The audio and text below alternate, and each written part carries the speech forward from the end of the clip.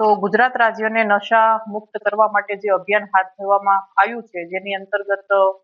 ભાવનગર રેન્જના IG sir Shri Gautam Parmar સરની સીધી સૂચના અને માર્ગદર્શન હેઠળ તેમજ અમરેલી જિલ્લા police SP sir Shri Sanjay ખરાતનાઓના પણ માર્ગદર્શન અને સૂચના હેઠળ જે એસઓજીની ટીમ છે એ સતત એક એટીએસ ના ચાર્ટર મુજબની કામગીરી કરતી હોય છે, જેની અંદર આ રીતના કોઈ પણ જે માદક પદાર્થો છે તેને શોધી કાઢવા માટેના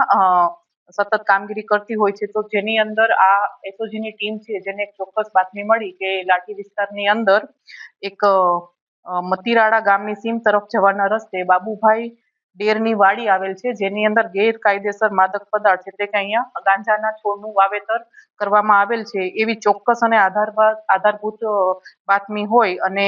એસઓજી ટીમ દ્વારા ત્યાં આગળ રેડ કરતા એક ઈસમને લીલા ગાંજાના છોડ સાથે ઝડપી લેવામાં આવેલ છે. અને આ કેસની અંદર જે પકડાયેલ આરોપી છે, જેનું નામ છે છનાભાઈ હરિભાઈ પંચાલા, જેની ઉંમર વર્ષ છે 50 અને ધંધો મજૂરી કરે છે અને